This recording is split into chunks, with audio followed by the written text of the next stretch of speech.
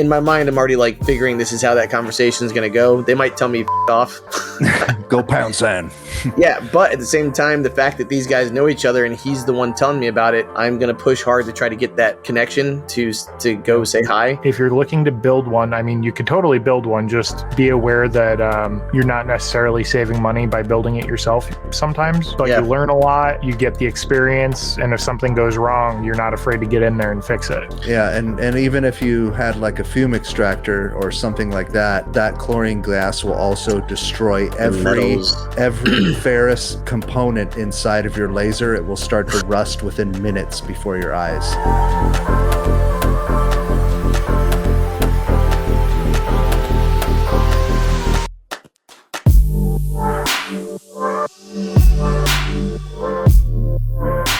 Hey everybody, and welcome to the Laser Everything Laser Source podcast, the #1 podcast for answering your questions and other stuff. We're here with Laser Engraving 911 Michael. What's up, Michael? What's up? And we got Matt here. What's up, Matt? Hey, man, what's going on? How would you Yeah. So we're gonna be pounding through all the questions tonight. Your head. We got Vince in chat. What's up, Vince? Richie. How you doing, bud? Travel Diva, what's up? Jack in the shop, what's up, Jack? Jack, he's got a new guy named Jake in the shop from last week, so that's pretty exciting too. Jack, you missed him. The same. Got Will Sims, another Jack. Danny, what's up? All right, let's see. Willie's brain hurts. I'm sorry to hear that. Ooh, he spent the last week tearing the guts out of a 20-year-old laser and updating it with new electronics. That is a learning curve. Totally understandable. You're mixing generational components at that point now. Wow. He had an RF tube that was like a power source and RF tube from like 20 years ago, like you said, and they were like $25,000 lasers when they were new. So that should tell you, like when that's 20 years ago, $25,000, which would basically buy you a house at this point. So just saying. Feels like it. Yeah, that's a lot going on there. What's up, love? Laura, how you doing? E2. Hi, Laura. First question of the night. How are you on this fine Tuesday evening? Hey, Dave. New LMA member, loving it. Thanks for the great content. Anytime. Thanks for being part of the community and supporting the channel and the community. Doesn't Kyle's voice remind you of like an ASMR person? Hey, guys. Welcome to the channel. This is the sound of talking. Not the we're not going there. I listen to. No. Oh, don't get started, man. All right, what do we got? Who else we got? How are we on this fine Tuesday evening? Michael, how you feeling, buddy? What's up? What's new? Oh, man, I'm glad to be just sitting down and just hanging out for a second. Today was a whirlwind mix of all kinds of stuff, from doing little knick-knack engravings for people to data entry for larger engravings. My brain is just turned into mush today by the end of the day. So I'm glad to just be chilling right here, right now, and not doing any engraving. Honestly, I can talk about it. That's fine. But like, I don't want to. Yeah, but actually doing the smells, the textures, the touch, dude, like the other day, oh my God, look at this. So I had to do some, like, I know exactly what you're talking about. By the end of the night, my hands were the color of this. So this is a Mr. Clean rub or whatever. This thing is like pure black from PVC, or not PVC, the Duet's plastic, because I wipe them down with this real quick just to get a nice clean. Like that gets rid of any residue or anything. Like I've seen so many people ask, like, how do I get rid of the residue and this and that? But I did like 23 signs the other night, like 4 by 5 inch signs. Oh my God, done with that. And then by the end of the night, like I went to go wash my hands. It took like 8. Yeah, I feel you. You can just smell like acrylic the next day. It's wonderful. Oh, for sure. We got Computer Creations in chat. What's up, bud? Oh, hope you're doing good. So we got our first question. Hello, we do on-site engraving and are considering a UV laser. Please give some basic pointers. My first pointer is, what are the general size constraints that you have when you're going to be using the laser? Do you need a big workspace or a little one? Because that's going to dictate how much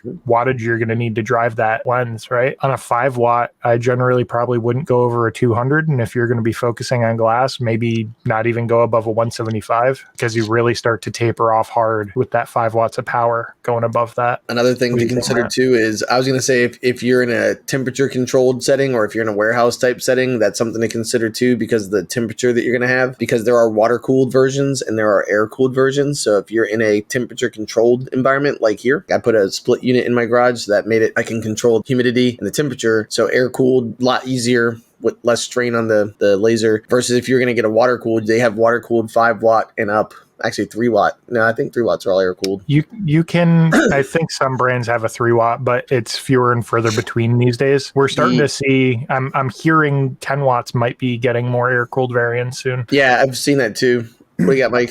I was going to Michael, say, sorry. I would also, because it was like, what are some things to consider? They said on-site engraving. So, I mean, with any laser you're going to bring to a show or do on-site engraving, you know, you have to protect. So I don't know if you're probably going to want to be behind a curtain. You're going to want to set up an area where no one can visually see that UV laser. It'll jack you up. Or the fiber, or a fiber laser for that matter. An enclosed CO2 is a different story. But I would just make sure that no one's able to visually be line of sight with that. So you're going to have to work in a private area behind your booth doing all that on-site mobile. Invest in eye stuff. Yeah, invest in eyewear for yourself. Yeah, and that's not even talking about your own eye protection. I'm talking about other people's protection. Oh, for sure. Yeah, I'm saying like, because then you say to stay back. Another thing to consider too is if you're doing on-site, which means I'm assuming things are being brought to you, or you don't exactly know what it might be. Think about 10 watts because the curvature and the depth of field on the laser is very, very, very small on a 5 watt. What'd you say, like 1.5 millimeters to 2 millimeters out, you're done? It depends on the lens, but yeah. If let's say you have 3 millimeters of height variance and focal range on a fiber, you're gonna have half that on a UV basically. What that means is if you have a nice flat surface like this, perfect for a 5 watt. If you have something like this where it's got a rounded or beveled edge and from one part of the other it tapers, and you're going to either have to position it really perfectly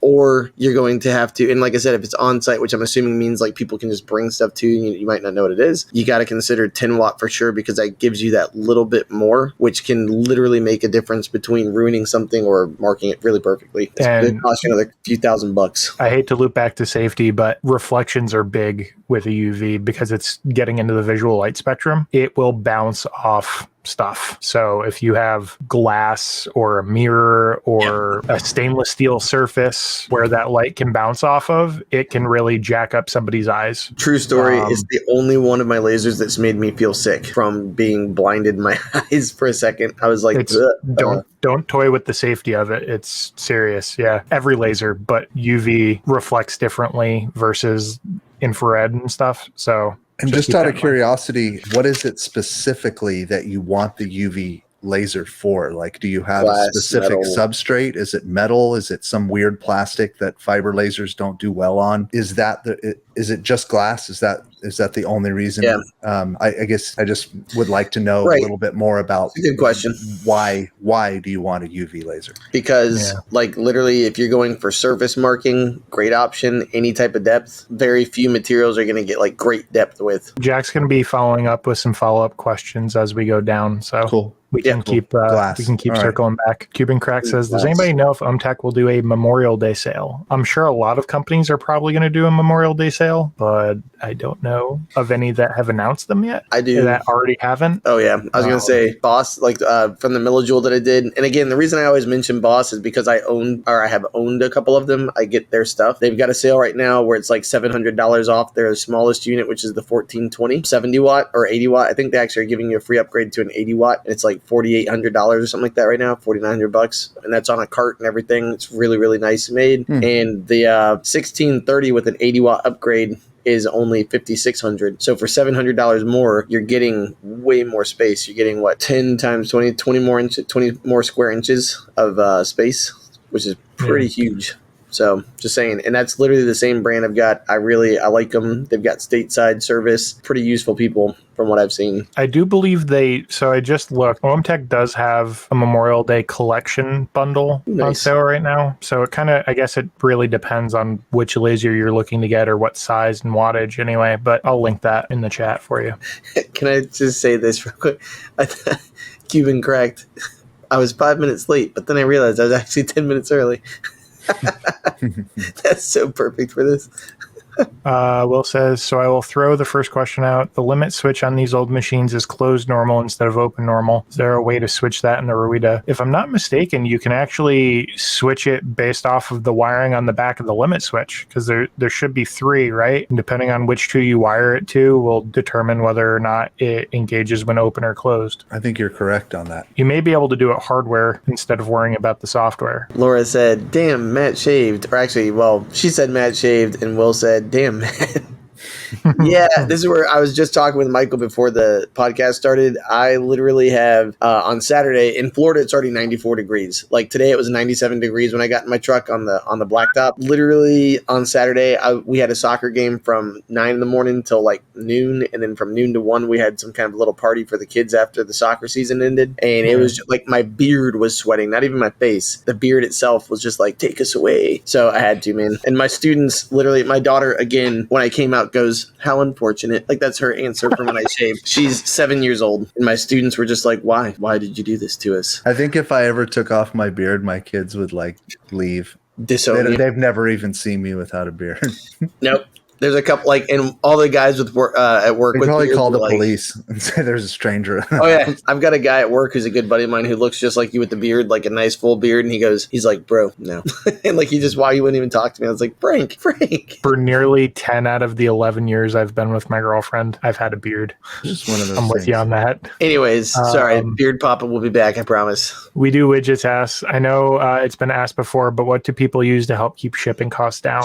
Pirate ship is an option. If you're doing a lot of heavy stuff that's small, like really dense metal items or anything like that, flat rate shipping is great for that because then you're not paying by weight. And there's other services aside from pirate ship, but like ShipStation, or there's a bunch of others. So just kind of got to go with your homework on, what you're shipping and the sizes and the services you want to go with and what's convenient locally for you. Yeah. And also try to find, because it's weight. Sometimes it's weight and dimensions. So try to look on Uline for boxes that exactly match what it is that you're constantly shipping out over and over again. One of the things this is just, sometimes from JDS and other manufacturers, water bottles would come in a nice corrugated white box, and I would literally ship it in that box. Like I wouldn't put it in another box, or so if you can find products that come with a box that can withstand shipping, that's great because it's usually sized right to the item. And the other option too is nylon mailers. Like if you can get nylon mailers super cheap, that's another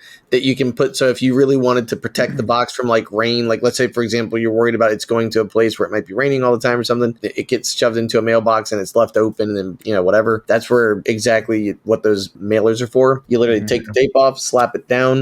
Boom, it's gone. Love them. Patrick says, looking to build or buy a fiber laser, looking at a 50-watt Raycus, BJJCZ board, and SG7110 red light galvo. What are your thoughts? If you're looking to build one, you could totally build one. Just be aware that you're not necessarily saving money by building it yourself sometimes, but you learn a lot, you get the experience, and if something goes wrong, you're not afraid to get in there and fix it. There's pros and cons. Just weigh your options and know what you want. When you go to buy a head, and speaking from experience on helping other people with a similar issue, make sure your head actually is rated for the wavelength that you're putting the source in for. I've had a couple people come to me with problems with their mirrors, and come to find out when they replaced their head, they replaced it with a UV or a CO2 rated head. Really?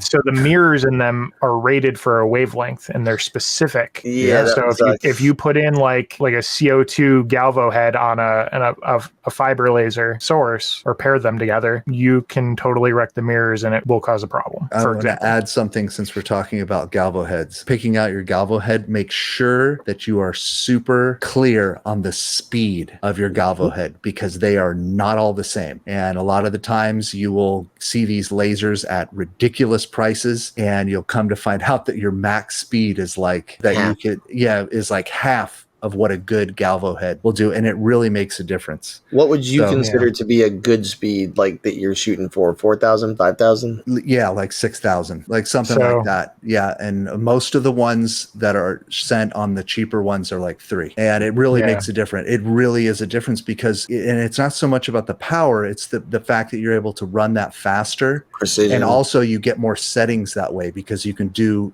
cooler stuff when you can run it faster and drop the power higher. It just gives you more options when you can run the beam faster with settings. Like for example, like if you're working with polymers and stuff like that, they have a lighter touch that you need. Yeah, exactly. Yeah. So check the max speed of the galvo head that you're thinking about putting on your build. And I think is it Sinogalvo is the one that most people, that's like the standard. Yeah, Like, SG. yeah. They're very good, usually. There's a couple of brands out there. Some are better than others, but when you're looking through what it's rated for, definitely look through the specs. And don't be afraid to ask them for an itemized list, but like with the information on that, because otherwise it'll just say Galvo head. So if you tell them, please put the brand, please put everything. That way, when you get it, if they don't match up or you think there's something iffy, fishy. yeah, just saying. Good point, Matt. The other thing too is use a credit card, just because if you're, the chargeback is easier. Like, I hate saying do chargebacks on companies, but sometimes they'll try to say, no, that we sent you what we think is better, and that's great, but you didn't order that. Let's like you ordered a steak and they bring you a hamburger. That's cool that you thought I wanted that, but nope, I didn't. So just a heads up, that's one more thought. Danny says, what material can you laser that yields the highest return for a business? Depends on your market. What item or what material? Material. I've got a good answer for you. It's pretty infinite on that, to be honest. There's a lot. Yeah, it also depends on the laser that you have, the wattage and capabilities that you have. I can tell you right now, like, go ahead, Michael, tell them what you think. I'll grab something I can show them real quick. Well, I mean, I'm going to say it's going to come down to acrylic and wood, because you can do so much with both of those materials and they don't really cost that much. So your return, that was the question. What material can you laser that yields the highest return? Well, if your material doesn't cost that much and it's plentiful and it comes in lots of different colors and different finishes, but you can get a higher return on it, then I would say it's going to come down to acrylic and wood for material. I think that's fair. If you were going to narrow it down to like a laser, like for example, on a UV, you can do glass ornaments that'll cost you $1.50, $2 a piece and sell them for $25-$30 a piece. And it'll take you, Matt, how long did those ornaments take you? 3 minutes a piece, maybe. Like, so you sell them buy them for $1.50, sell them for 10 to 15. I was going to say 20 or 30 even. 15 for somebody you know. Nah, like if you're doing a large order, because I think he's talking about like, if it's a specialty one, for sure. Like if it was for a realtor who wanted one that said like, Matthew bought it for 20, and it's like, yeah, you could probably do something like that. But usually I'd work out a deal with them for like even $20 a piece because you're going to be a repeat customer. All right, you ready? Yeah.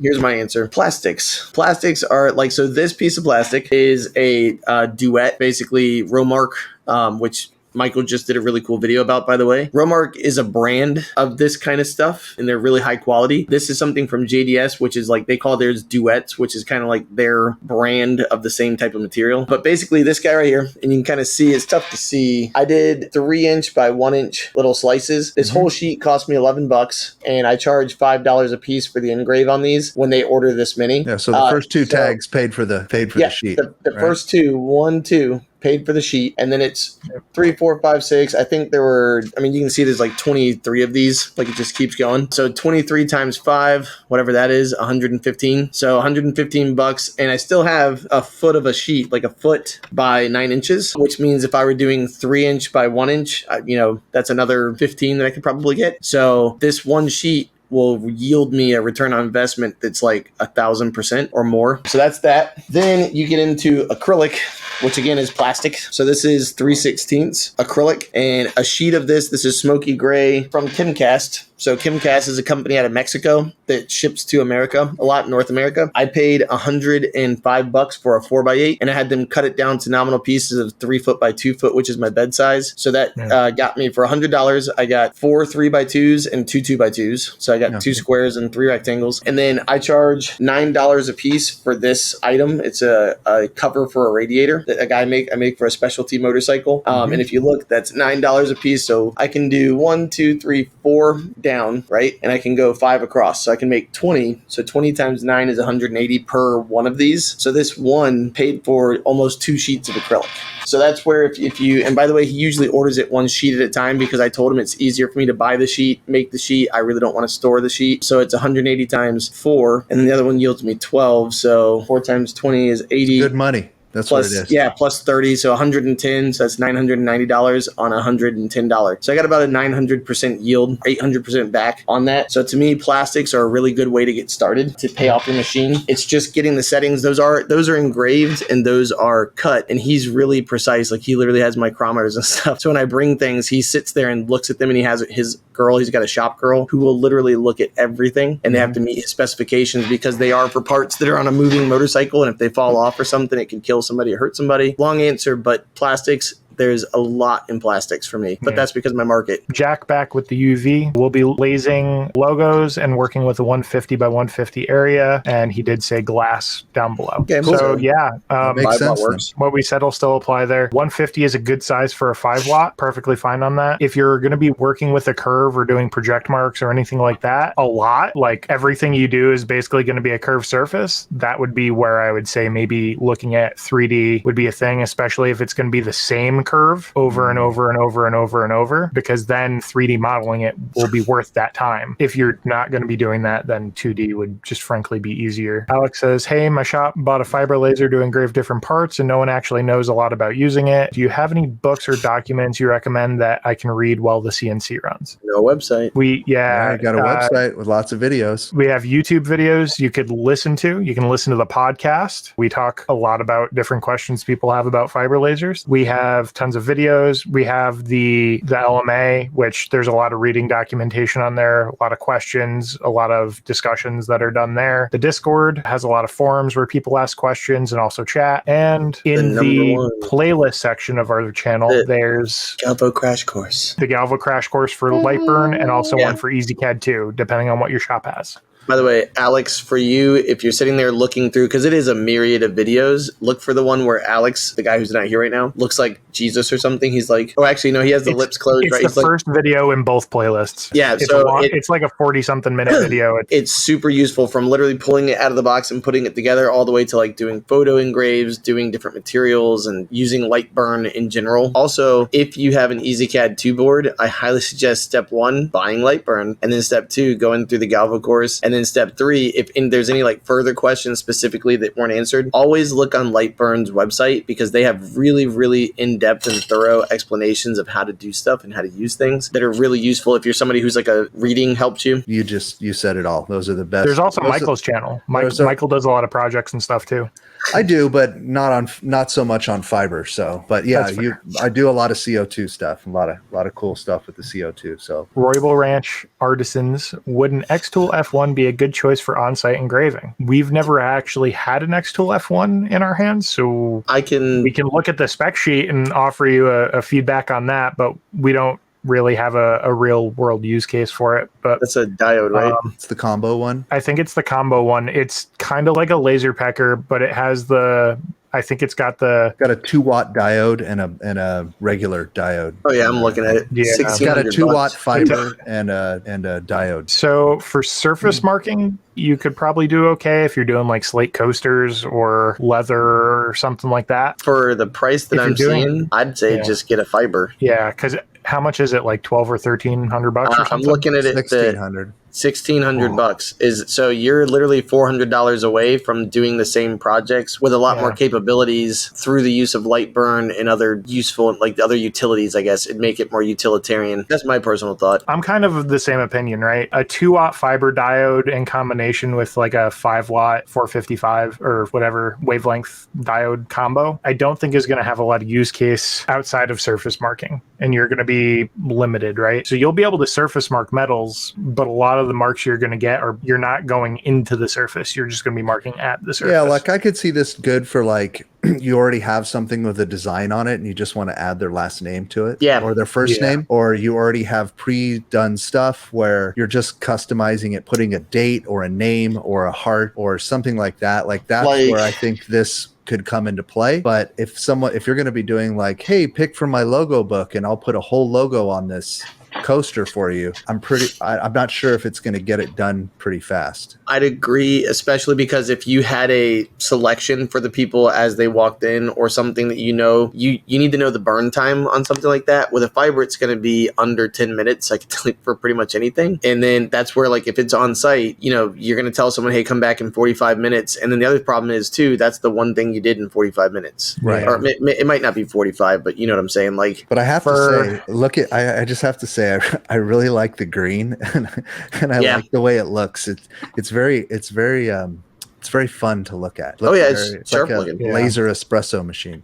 Yeah. I think if it was me and it was going to be, you needed it lightweight and you needed to be able to bring it with you to a show without injuring your back, right? So obviously like a split style system is going to be out, right? But I would probably look at like an all-in-one fiber. So there's a sale going on the ComMarker B4, the black machine right there. I think that was like $1,800 or $1,900, and there's a $200 off coupon, and it was on sale on Amazon. Then you have the Makira. Mine is a 30 watt, but there are also 20 watts, which kind of helps bring you down into a similar price range. And that there are other brands that do similar stuff. There's an EM Smart, there's other ones out there. So depending on what you want, how tight of a platform you need, the repairability that you're looking for, how easy it is to get into and work on if something goes wrong, all that kind of rolls into it. But the other thing I was going to say is I'm looking at let me just share my screen real quick. So anybody who doesn't know what we're talking about or why we think the thoughts we're thinking, I'm assuming everybody's on the X-Tool page. So for people who don't know, this is what they're asking about the X-Tool 1. So $1,600. And this is where you're like, well, $1,600. But then if you are doing what Kyle mentioned, or like you said, on-site engraving, you are going to need filtration.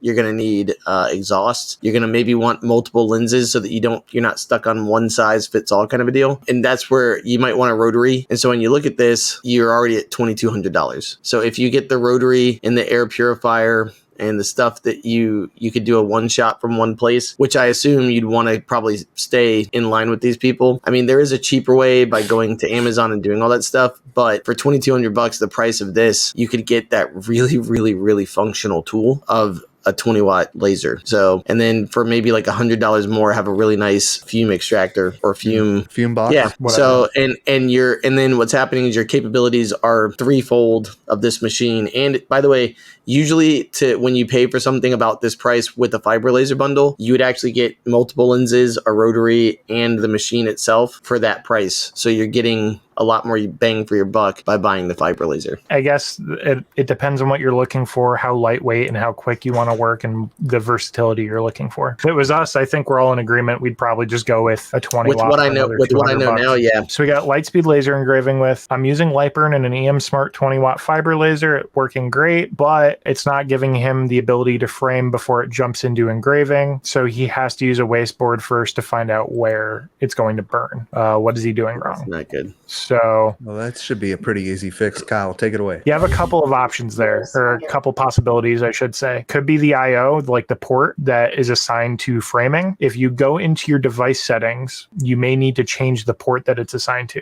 If it's set to the same port, for example, as the start marking port, I forget the terminology used in Lightburn device settings, but if it's set to the same port, when you go to frame, it's going to start marking because it's going to start sending those instructions to the laser, for example, or it's going to get stuck in a loop and freeze. So you may need to change that. There's also a setting where you can require it to frame before it will start the job, and you may be looking to engage that as well. So that way, when you do hit start, it will prompt a framing window. When you see where it's framing at the laser, then you can come back to the computer, hit start, and it'll send the job. Do you guys have any pint glass examples on the UV? How much were you able to cover with the project mark? So I have, it's not a pint glass, but it's about the same diameter. So how many cover your eyeball millimeters wide is that? So that and what wattage was that? This is a 5 watt.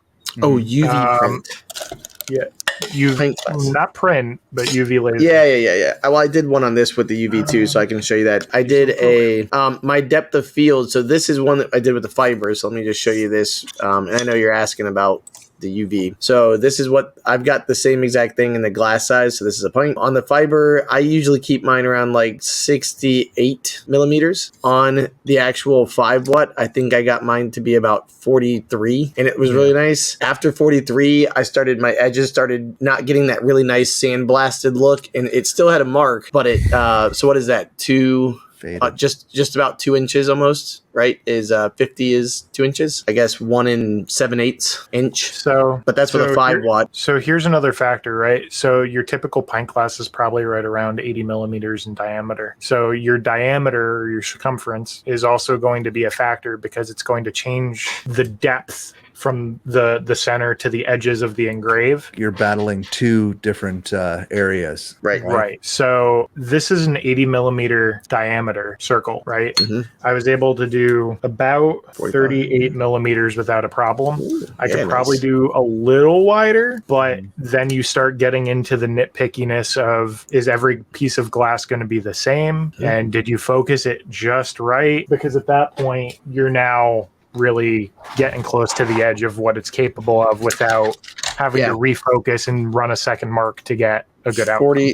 43 was my absolute. I wouldn't sell it past that. For me, that's with a 150 lens is what I have on my UV. Okay. And in theory, if you're going to be doing glassware, is there a nice rotary setup for a UV laser that can chuck up a pint glass or because we wouldn't even be having this conversation if you had a rotary, because then you'll always be in perfect focus. So I actually, what's the answer? I'm dying to know. It's funny you mention that. I prefer, if I'm doing anything round, even if I'm not rotating it, even if it's a strip across the surface of the curve and I'm not even really working the curve, I'd still rather chuck it into my rotary because then it's not going to roll around. I have it's a wine glass rotary and it's spring loaded on one side, which is actually really nice. So when I have 4, 5, 6, 10, 20, 100 of the same thing that needs to go through, I can quick change with a spring. I don't have to loosen a chuck and mess with anything. There is no little spring loaded thing to hold back. And it's got silicone on the end, right? Using a third arm. It does not have silicone on it, but it's got cone shapes and flats that you can either chuck in or on the other side you screw in onto the spring side. You can also 3D print bigger ones if you need to. I was going to say you can buy some silicone or rubberize. You could rubberize the edge that has the conical section on it too. If you're doing stuff like champagne flutes and stuff like that, because like he said, there are different sizes and utilities. So that if that's something you're concerned about, my answer would be. So Jason Reif, the guy who does Rotoboss, when I'm doing stuff that sits still, well, actually, you asked about rotary, but if I'm doing stuff that sits still, he made these, and I know you can't see, I'm wearing dark colored clothes, but basically it sits like this on your machine, and you can just rest the pints if you can make me big. So it's literally just like a sliding 3D printed thing. So basically, kind of like how you have something you can jack up or down to fit items. They sit across from each other. Bada bing, bada boom. The rotary that I got, now this is an expensive rotary, but I can tell you. We're only talking about rotaries and jigs that work with the UV laser right now, right? Right. Yeah. Okay. And so mine's this works with any fiber. Right. Yeah. Yeah. So this is just one that's very similar to what Matt just showed, except it attaches to a metal base plate, and these can pull apart based off of diameters from the top versus the bottom if it's tapered. Okay, so here's my expensive answer. So I had an order of 100 glass pints, and I made enough money off of that order to literally justify. I got paid cash for this. But this is the Rotoboss low roller. And if you look, it literally, this is the bottom. It bottoms out like on the actual bed of your Galvo. And so you got that right there. That's the drive, but that's where everything goes. And so you can see how low you can get, which is nice because even with a 500 millimeter tower or the 50 centimeter tower, you're fine. A 70 centimeter or 700 millimeter tower would be the ideal one for something like this because you can use 300 way easier. But with this machine, even if you don't have the 70, you're okay. And I made it, each glass took about, I think it was 2 minutes and 12 seconds for a 2.5 inch engrave. But yeah, so I made really good investment in this, I think, because it just knocked him out. Repeatability very high, and it literally just plugs right in. That's what's nice about it. Personally, that's what I would do, man. If I was going to be doing glass and the UV laser, I'd invest in a rotary tool like that and just cut to the front of the line, so you don't have to worry about focusing or figuring out all that kind of stuff. Yeah, there's nothing to it. Focus and then run your file. So I like that. And so literally what I've got is that the nice thing about it too is it actually can be screwed down into your thing so it doesn't move when you're into your bed. So that's what's nice about it, because the feet, he 3D printed feet that you can screw in to have that capability. So then you don't have to worry about it. Pretty good for any type of, and what's nice too is if you are trying to do, I've got the CO2 Galvo now. If I wanted to, for some reason, it should plug into that because they're both from the same manufacturer, and the manufacturer said it should work with both. How does UV do better on glass than a CO2?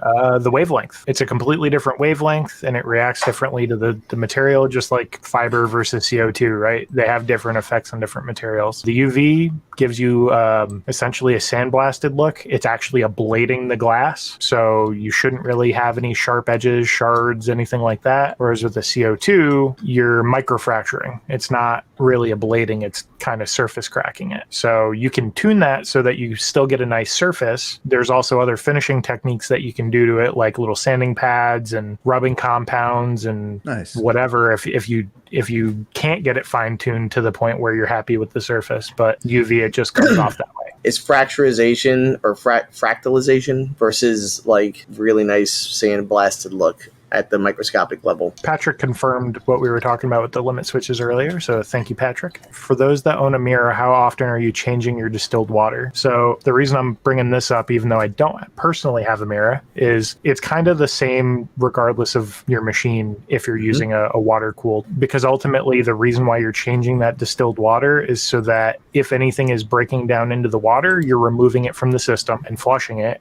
And two, if there's any growth occurring in the distilled water, algae or otherwise, the kind of time frame around that is usually about 6 months. You want to flush it. If you notice something growing in the tubing, if the tubing is changing color, turning darker, getting a hue to it where it was otherwise like more of a white color, for example, that's your kind of telltale sign that something might be growing in your cooling loop. It's time to flush it, maybe do a cap or two of bleach in it to kill anything growing in it and do another flush. That would be kind of the go-to. I wouldn't go more than 6 months. If you're nearing the year mark, you may want to have done it a couple months prior personally, but I haven't changed mine in 3 years, and it's absolutely, there's nothing wrong with it. Some of the desktop lasers are starting to use that like coolant liquid instead of water in there. Have you seen that? I'm pretty sure that nothing's gonna grow in that stuff. Whatever's in there. So there's growth inhibitors in that. A lot of the ones that come with it are generally formulated for low conductivity, so it's usually safe for the laser, or it should be, I hope. But there's growth inhibitors when you're talking about coolant instead of distilled water. Usually, it's not the same type,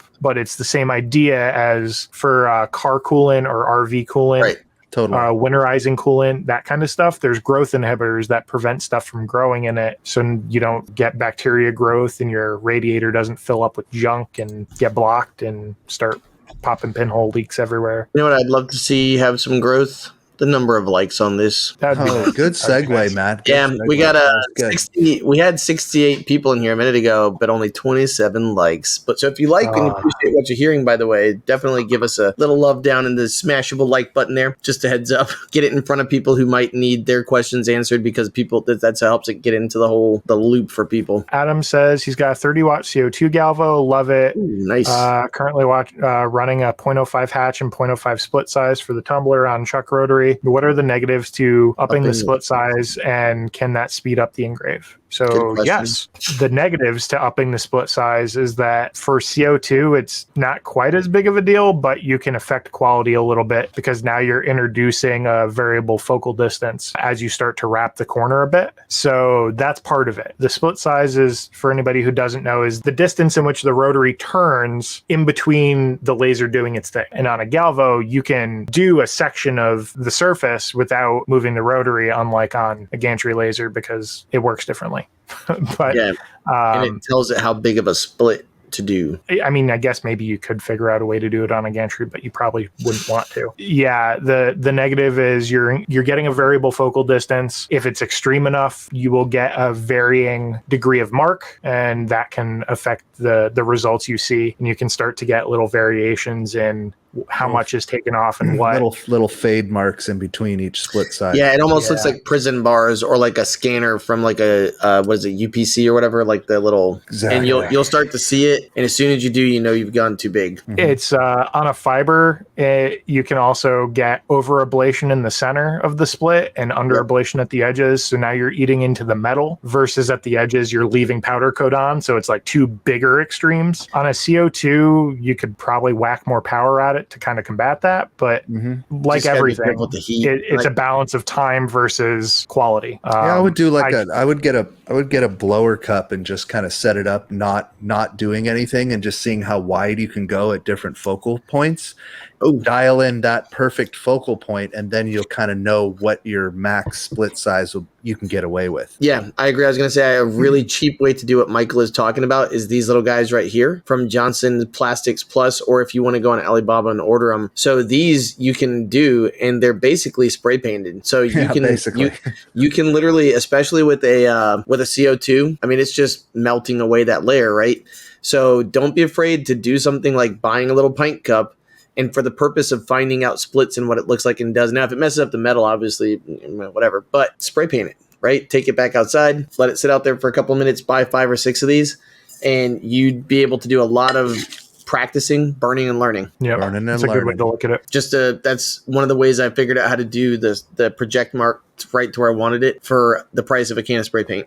Rebel Ranch says, can you guys tell if plastic has chlorine in it by the smell when you laser it? No, and you wouldn't want to be able to tell by the smell because it off-gases chlorine gas when you laser something with chlorine in it like PVC. Super dangerous, super toxic. When chlorine gas combines with water, it creates an acid, and you don't want that happening in your lungs. That is called death.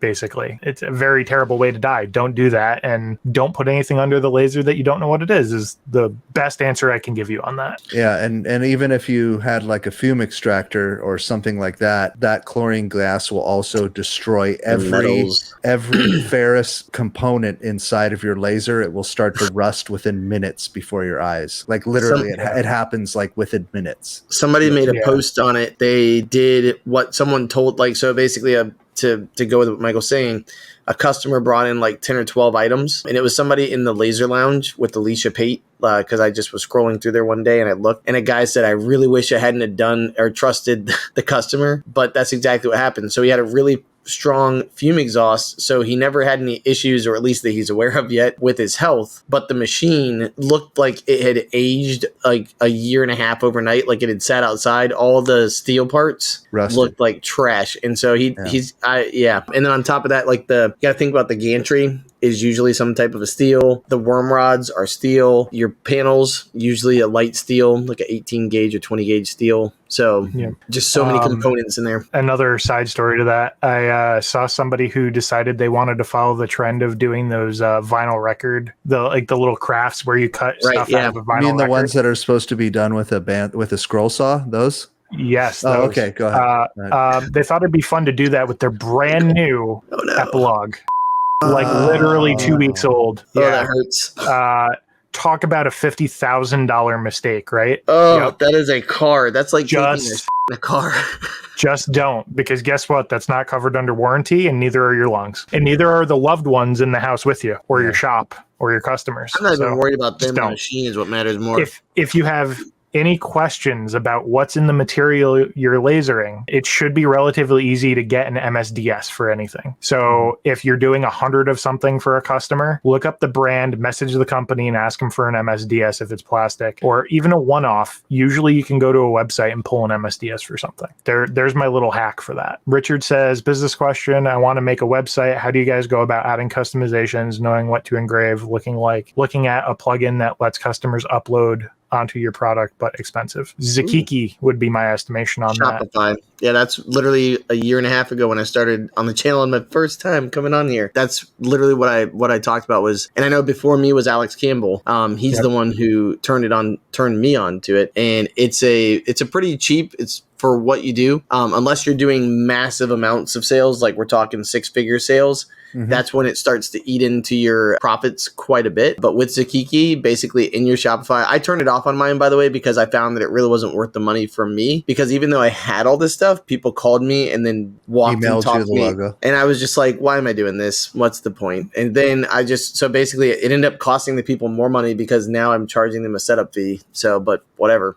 They were like, that's fine. But yeah, Zakiki's really great because basically you can go in and you can set rules, you can set limits, you can provide expectations, you can say where they can do it, how much it's going to cost. So what's nice is if you wanted to say the cup is $20 for an initial front engrave, but if they want to add a back engrave, they can click rear engrave and then pick their options. So definitely worth installing it. You do get it for free for 30 days, so you can play with it to see how it integrates with your shop and whether it's worth it. I think it was $9 a month for the one that I picked, which basically gave you about 6 different you could have customization on 6 items, but you could make your items cups, and then all of my cups now could be done with that. So for like $10 a month, if you're working on cups, there you go, right? Like if that's your main thing, or hats or something like that. That's cool. So it's definitely, with Shopify's ability to create drop-down menus and stuff, there's a lot of options in that way. So and it could have gone up. It probably went up like everything else has. So maybe $10 to $12 a month, you're good to go. It's compatible with multiple web services too. So yeah, if you go to the Zakiki homepage, they give you a drop down with which web services they integrate into directly. The other option, Michael has great information about just building your own website too. Yeah. You can also just build your own website. My website doesn't have that feature where customers can get an upload and get a preview, but yeah, you can build your own website, and you can use some of the people on Fiverr to help you with maybe the fine details of setting that up. But Shopify is a great platform for that, and then maybe going over to Fiverr to get some assistance and getting it the way you want it for not too much money. Dude, I didn't realize on questions we're almost an hour behind from where people asked them. Holy shit. Yeah, we gotta plow through some of these. Danny says, is there much of a difference between the different brands of fiber lasers? They all look the same and function the same way. Assume they all have similar specs, Tower. So assuming they all have similar specs, there are still differences that you're not going to see. You have quality in assembly, you have quality in wiring, you have care taken during the wiring, and also testing time that happens before it's shipped out, validating that it's set up properly, getting you a base EasyCAD and core file for all the lenses you ordered. Then you have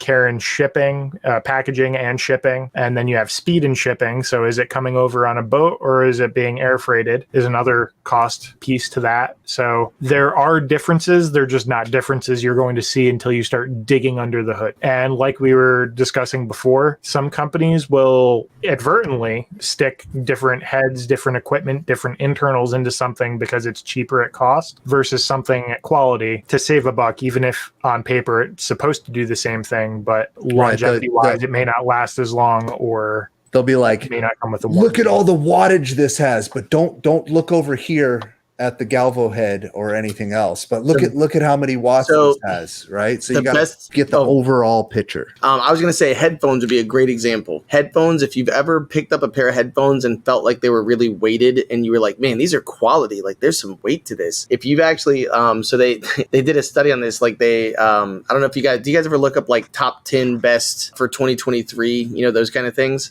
Sure. Gizmodo did a breakdown where they literally opened them up and took them apart. And like Bose, the stuff on the higher end with the quality had really, the components were weighty because they were chunky stuff that had great electronics in it. But on the cheaper end, like the mid section, which were the Beats and stuff like that, they'd actually taken the cups off of the headphones. And so again, just by looking at it from the outside, you go, yeah, they look the same. It's this, they're really nice. They feel good. And when they took them out, what they had was a 1.5 ounce weight that had just been on each side. They had like just put a 1.5 ounce. So a 90 gram weight had been just screwed in place. And that's so, gross. Yeah. And you sit there and you're like, and you're paying, and they literally said the components might be worth like $60. And you're just like, wow. So that's exactly what Michael's saying. It's, look how amazing it looks. Oh, no, don't ask about it, but look at it. They could put all the quality into the laser source and skimp on every other part of the laser. Optics, not saying every manufacturer does that. Like SFX is, pretty good build quality. You guys got some recommendations for overall, kind of split the difference on all the components, not just put it all into one component. Makes a difference. You can check out the buying guide. There are some good options there. It's for sure not an endless supply or endless list of options, but we can only test so many lasers at a time, right? In terms of quality, we're not going to recommend something we haven't tested or validated hands-on at some point. And again, if you order one, when you get it, check it out and make sure it's what you ordered. Again, just important stuff. E2 says, what do you do for business insurance? Do you get higher rates because you do laser engraving out of your home? No. I mean, do you want to talk about it, Michael? What do you do? Yeah, I just have a business owner's policy, and then I I think I pay like $700 a year for that. Oh, and it also covers my equipment that's here and if I get any new equipment, I just let them know. And I'm like, hey, I got a new epilogue or whatever this year. And they're like, oh, your insurance went up $30. So a BOP, BOP, is what I have. And then I have my homeowner's insurance policy, which is separate, so and that way the BOP covers not only my equipment, but it also covers if customers coming over, they slip and fall on my property or stuff like that. So it is totally doable. It's not a big deal. It shouldn't be a big deal. I can tell you, I did the same thing, and that's exactly what I was going to say for Kyle and for you. $700 is great because I'm paying $800. We basically have the same thing, and I bet you if I would have jockeyed a little harder, I probably could have knocked it down. But it also might be state to state and where you're located too, because I am in a hurricane alley, so everything's higher. But what I've got is commercial general liability, which basically I'm actually looking at my plan, but I'm not going to share that on the screen because it's got numbers that are important. But it covers third party, i.e. non-employee bodily injury, damage I caused to a third party's property, medical expenses for someone injured on your premises, like Michael said, like a customer, completed product liability, which actually was one of my main concerns. So if I make a sign for somebody and people are standing under it taking a picture and it falls down and hits them and someone tries to sue me, 3 years later, that gives you certain coverage, by the way. But also that goes back to how did they hang it? Because that's the one thing I never provide hangers. I always let them figure it out because then it's not me. But anyways, that's commercial general liability. By the way, I will say for Miranda's sake, we are not insurance people. This is just what works for us. Yeah. We're just telling you what we have. So check with your local insurance people, check with your state, because your state might actually have expectations. And by the way, that's not for my whole house. That is literally for my garage, because my garage is the 400 feet of space that I have. It is considered my business location. So if somebody hurts themselves outside of the garage, that's my homeowner's stuff. Love says, not so much a question, but information. HD, I'm guessing is Home Depot, is having a great sale. If you buy a Ryobi 18 volt 1 plus 2 batteries, $99, you can get a free something else. Ryobi. I got an orbiter sander. So there you go. If you need shop tools, thank you, Love. Cubing asked, is it okay to cut PVC sheets for spray paint stencils? No, but we talked about that. There are safe alternatives to that. There is chlorine-free stencil material, polyvinyl stencil material that's non-chlorinated. You can totally just search look for that. Laser safe stencil material. You can find it. You could get a Cricut for that too, or if you know someone with laser everything, Matt. I know. I'm just telling you, people have tools. We just talked about an orbital sander. No laser in that orbital sander. Dude, my first video on my YouTube channel was me using a orbital sander. Look at that, talking about more different tools. Oh yeah.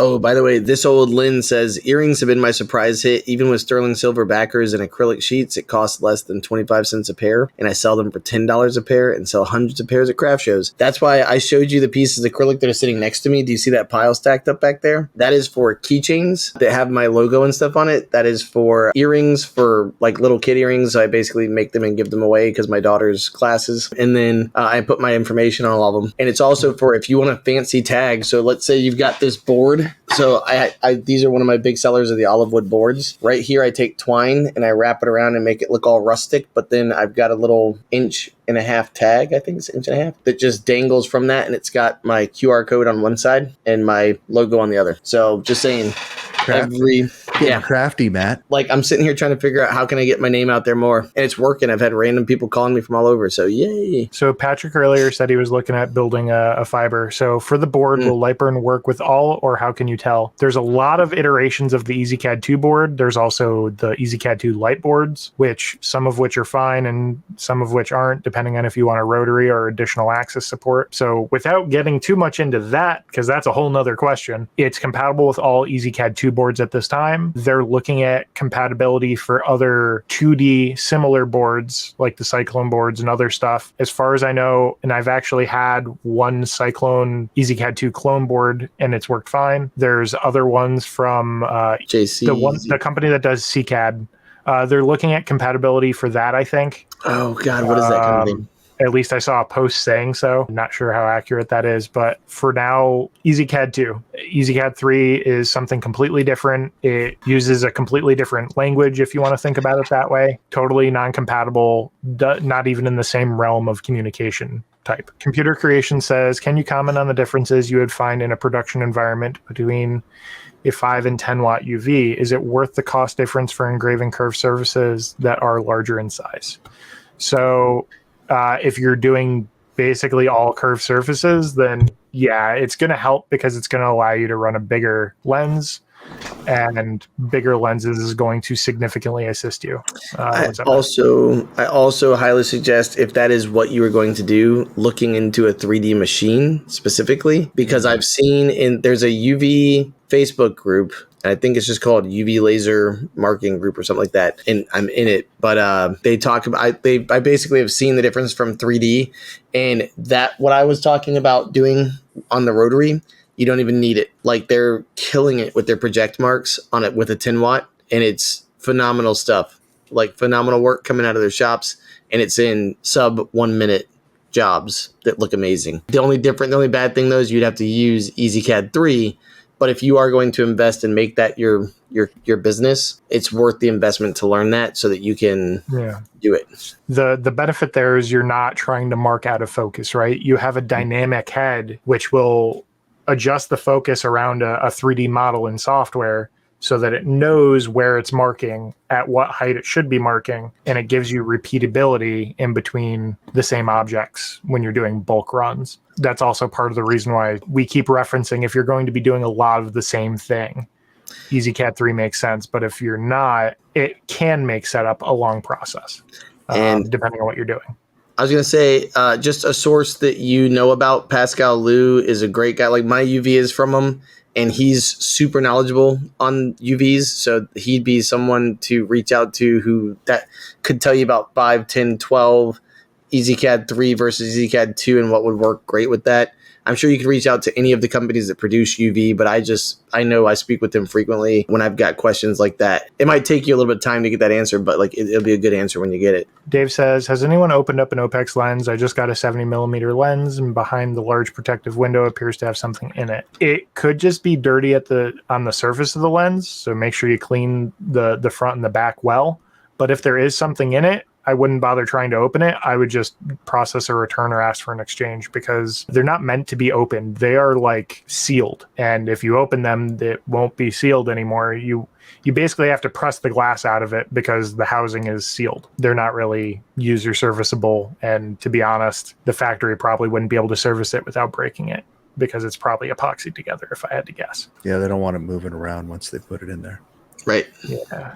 Built-in chiller versus separate chiller on a CO2 gantry machine. So in terms of ease and convenience, or in terms of serviceability, those are two different things. In my mind, having it built in is convenient because it takes up less space. It's built in. It's on when the machine is on. You don't have to worry about it. You can't really forget it. But the downside is in servicing it, if you have it up against a wall, if it's built into the machine, the whole machine has to get pulled out in order for you to service it or drain it. If something goes wrong, now you have a problem and you have to rip the machine apart to get that replaced or serviced. And you can't just order another unit and swap to hoses and you're up and running again instantly, kind of thing. Good point. Just my take. And I've got mine down on the ground, and I think that the biggest thing, like Kyle said too, is my biggest fear is water in the machine, either from the tube or from the machine having some kind of a malfunction, where like with back pressure issues or something, if there was a surge, which is rare, super rare. And that'd be the biggest thing, is how can I get it out quickly?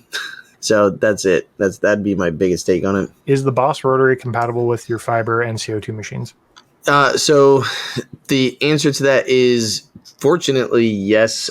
So the way that the rotaries work is they have the stepper motors. So basically you've got 3-phase for these guys. So this CO2 Galvo, basically all the machines you see behind me, and the one that you can't see right here, they all are plug and play, but that's also because they're from the same manufacturer. So that's something to consider. And I think that's what I wrote in chat a little bit after I saw that. Basically, the best answer for you is, and also when you go to order these for a Galvo machine, they're going to ask you what type of plug do you have, but then you also need to know about the amperage for the motors to make sure that they work, so that you're getting the best bang for your buck. So make sure you know who your manufacturer is, talk to them, get that information before you order something like that. Would be my best answer for you, but luckily mine do. All 3 machines work. What kind of materials have you marked and cut with a fiber laser? So many things. Have we marked, or can you mark? Because you can basically mark many things, not limited to metals, but you can count Cutting- basically cutting every type away of metal. Would you say that we laser everything, guys? Yes. Fiber is really good for inorganics. So metals, some stones, some clays, that kind of stuff. Excellent. Not awesome for wood. Not awesome for anything that Glass. has moisture content. And not awesome for anything that is in the white to yellow to lighter colored things. Don't forget that too. So I'm not saying that you can't tweak your settings and mark an Apple some plastics, but it's not really when you're doing the Apple Airphone, marking, you're actually playing with what's in their polymer. If it was a different kind of polymer, you wouldn't the additives. So keep that in mind. I'm about to talk about that in my next video coming out about how fiber lasers react to darker colors versus lighter colors. Even big lasers, same thing. Well, and even if it's matte versus glossy, can make a huge difference too sometimes. Just I messed up one time. I had a double-sided material where one was matte and one was glossy, and I just, shoving one in, taking one out, boop, boop, boop. I had put it on the wrong side, and on the glossy side, it bubbled, and I was like, whoa. But then I was like, oh, shit, oh, crap. And I flipped it over, perfect engrave. Mm-hmm. So just weird little stuff like that. And what Kyle said, mostly non-organic stuff is what fibers are good for. You can get away with like leather and other stuff, but if it's dark, there's exceptions to the rules, and then there's just straight up difficulties that you have to bend over backwards to work around, or just some things that don't work. So do you have a recommendation for creating a see-through safety shield to put around your fiber laser while it's running? 3-sided folding setup for longer laser jobs. The problem with see-through is that infrared tends to go through see-through materials like glass or acrylic even. You need something rated for the wavelength to actually get protection from it. Otherwise, you're just making a fume and dust enclosure and not a protection enclosure. Think back to the X-Tool F1 that we saw earlier, and it was mint green for a reason. And I'm sure somewhere out there, I know that NOIR sells sheets of laser rated safety sheets. If you really want to invest in that and build that, you can buy the correct wavelength protection of sheets, and they'll cut it to shape and send it to you, and you can pick your optical density. You can do all that stuff. It's very expensive, and I'm sure that there's an alternate out there. I haven't found one yet that I would trust. To just trust buy being sheets, the key word there. That I would trust. But I know that NOIR, you can buy laser curtains, not just safety glasses. You can buy curtains. You can buy sheets of the same material that they make their goggles out of. It's just gonna really set you back. And I just want to reiterate what Michael said, that you can trust, because there's similar material on Amazon that's about the same cost, but now, like, the last I checked, it was a brand that nobody's ever heard of. I can't find a place where they sell optics, and they didn't provide their testing. They have no proof. sheet. Yep, no proof. So there's no proof to go off of. And by the way, places like NOIR they're part of the scientific community, and literally, like, they're trusted. Like, they've got, I think it's like CESA or something like that, certified. So it's like certified European scientific. I don't know, but there's basically, if you look at their stuff, it's like, why use us, or who are we? And they've got certifications. So when they show you these tests, those are actually like rigorously tested and then proven to be true. And that's where, if you're doing on-site stuff and somebody said, well, where'd you get your stuff from? And you're like, well, Amazon said, woo, liability. Hello, my name is. Yeah. They've got a pair. I just have to say something. I almost got them. They have a pair of fiber laser glasses. Oh, God. They're $500. The visible light transmission is like up in the like 80% range. Yeah, they almost look like these glasses, but they're rated for the 1064 nanometer. That's dope. With a really high optical density. And then I saw the price tag. I was all, I can't do it. But I would love to have those. But if that's what you do for a living, and you're making $100,000 a year, and you don't want to keep having to look through like the dark stuff, I get it. Like $500, you're like, okay. Who came up with that material? Someone who's making a lot of money. Yeah, cheap alternative. Trifold cardboard. Get 2 of those and stick one on each side and block up all 4 sides, and you at least have most of your base is covered, and it's like $10 of investment and you're done. Not see-through. Yeah, non-see-through.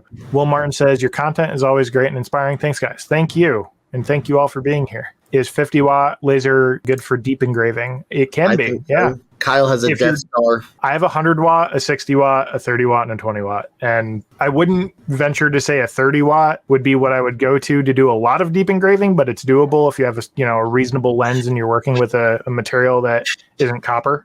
But I would say if all you're doing is deep engraving, I would probably start looking at 50 watts and higher, because now you're looking at time investment and efficiency. That's definitely, that's all you're doing.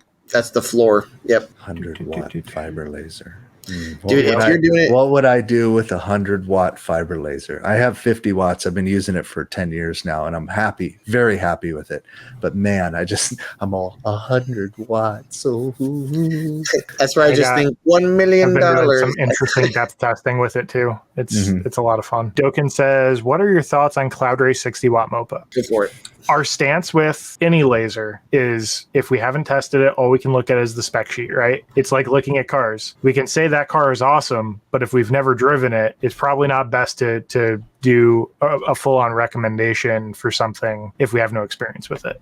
Going back to everything we said before about different companies and assembly and whatever, we've never had CloudRay in our hands. We are looking at doing a review on one here in the future. So maybe we can answer that with some level of authority at some point. For now, I would say go onto Discord and check out the comments, do a forum post and ask for information from anybody who bought a CloudRay fiber, and ask them what their experience was, ask them if they've looked inside it, if it's been good for longevity. I would start with that, because now you have a two-way communication instead of just reading whether or not it's a 5-star or a 1-star product kind of thing. You know what I mean? Hopefully we can get one in for a review here at some point, and we can offer a first-hand experience. Some vendors also require a certificate of insurance if you plan on doing important parts. Yes.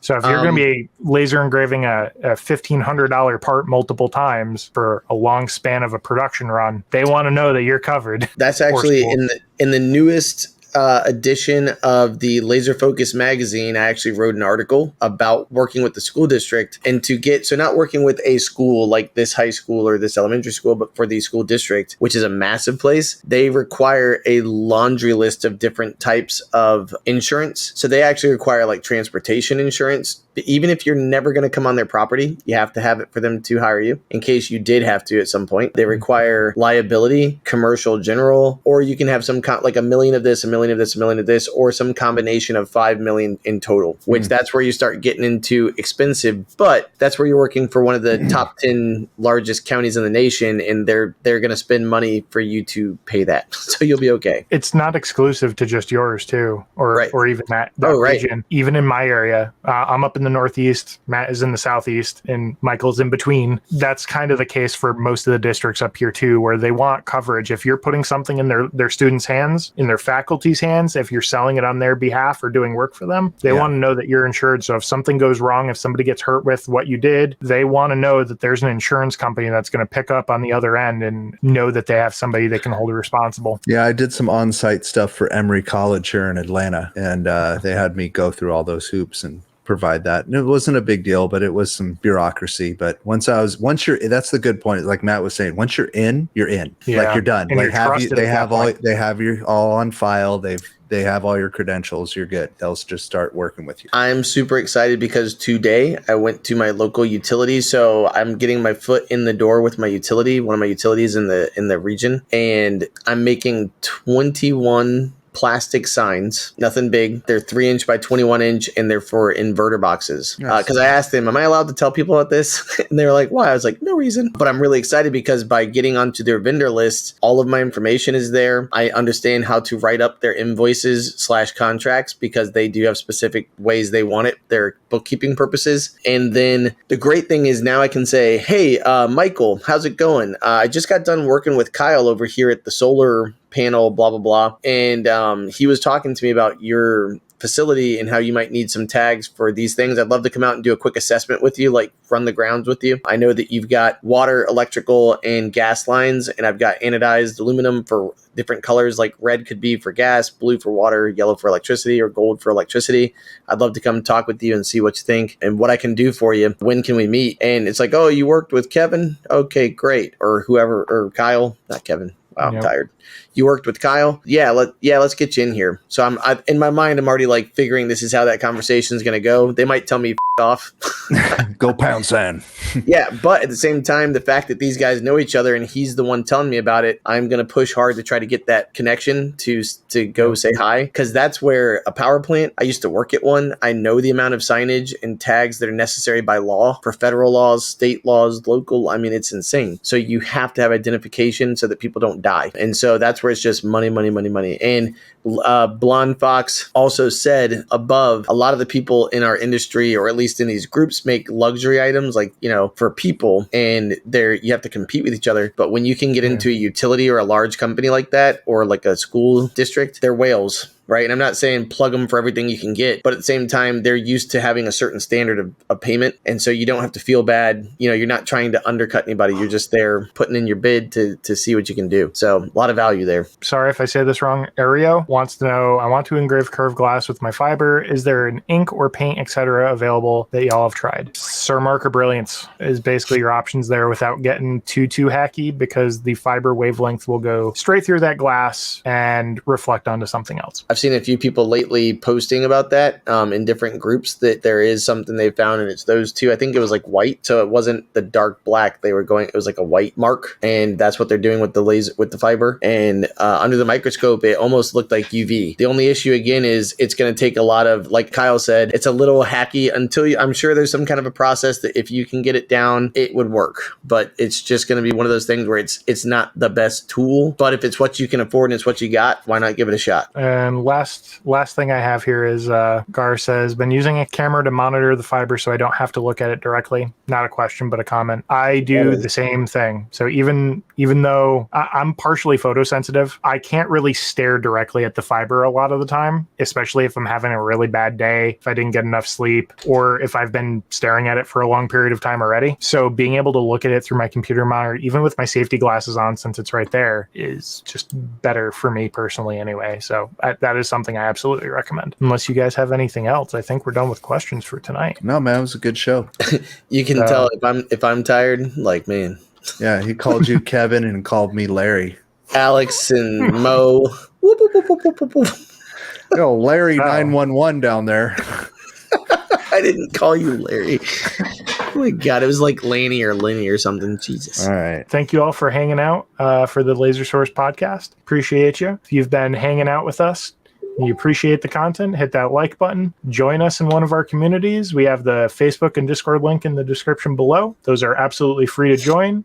We have many people in the community and the staff who are super appreciative of you being there and are happy to answer questions and discuss stuff with you. Yep. And there's the LMA, which is there, and we couldn't be here without them. Ultimately, the members of the LMA support us and allow us to be here for everyone and create content full time and do what we do. So thank you to them. And if you want to support the channel, check that out. The link is for that is in the description as well. And rate the podcast. If you have Apple, if you have any podcast service, leave a rating. It helps get the podcast in front of more eyes and helps more people out and helps everyone get the help they need. And yeah, thank you to Michael from Laser Engraving 911 for hanging out. And thank you to Matt for hanging out. And we appreciate you all hanging out. Have a beautiful week. See you next week. See you guys. See you guys.